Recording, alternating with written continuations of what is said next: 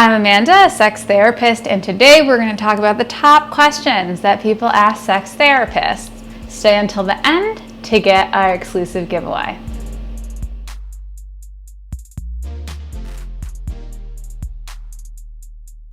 I'm a certified sex therapist and I've been studying this for over a decade, and I'm going to teach you what I've taught others and answer your top questions. Hit like and subscribe. We release new videos Wednesdays at 9 a.m. Eastern Standard Time. So the first question that I always get asked as a sex therapist is, how do I relax? Great question. Learn to prioritize soothing activities. Learn to prioritize whether it be an oil diffuser or a bath with Epsom salt, something to calm the body down. Even just showering as a ritualistic practice with some candles on and dim lighting can be something to teach you how to relax. You don't have to do yoga or meditation. Those are great options too, though. Relaxation is important to get into the body to have a better pleasurable experience, though.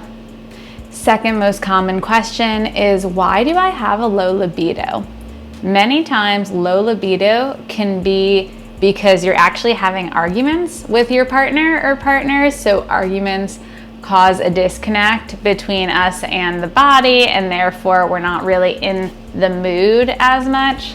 Sometimes people are not connected to their body and have a low libido because they spend a lot of their time on their phone or with electronics, and then when they get back to the body, they're kind of dissociated, so they don't really have a sense of connection with if they're turned on or not.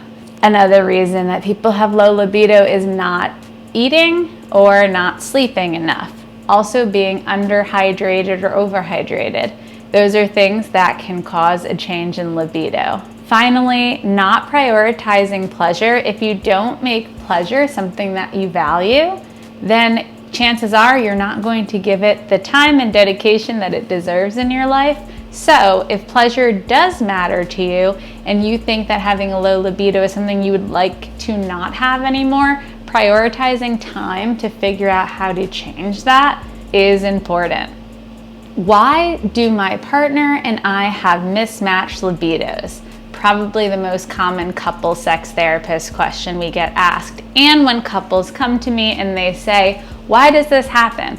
I often tell them, well, guess what? It usually has to be one of the two of you that has a higher libido.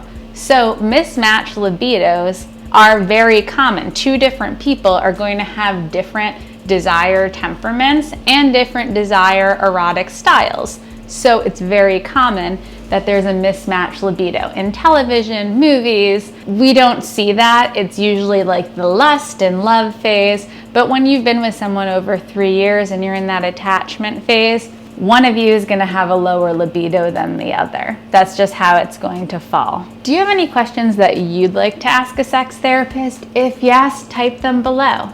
Fourth question, how often should we have sex? When couples live together, they come in and ask, what are normal couples doing?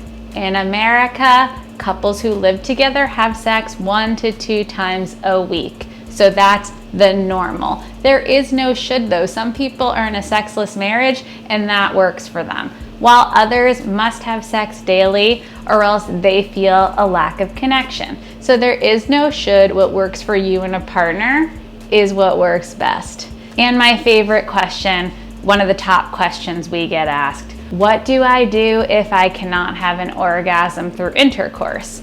Well, it depends on your gender. Are we talking about a person with a vagina doesn't have an orgasm through penetrative intercourse, something entering the vagina?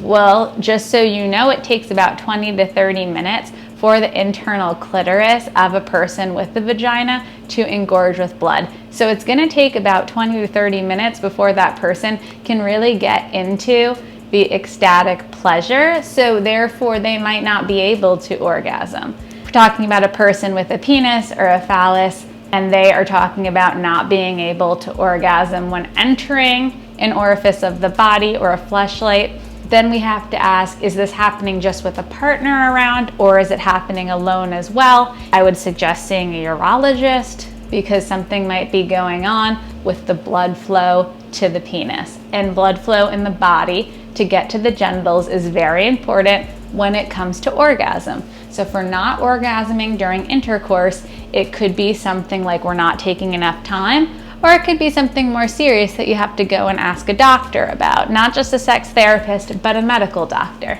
So those are the top 5 questions that we get asked. Thanks for staying until the end.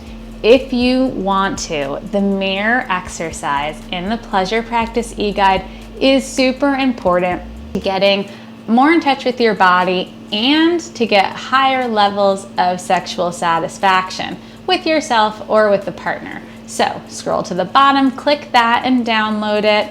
Thank you so much for staying until the end. If you like this video, hit like, subscribe, and the bell. We release new videos Wednesdays at 9 a.m. Eastern Standard Time. You can follow me on Facebook, Instagram, Twitter, YouTube, @TheSexHealer or @AmandaPasciucco. Have a great day.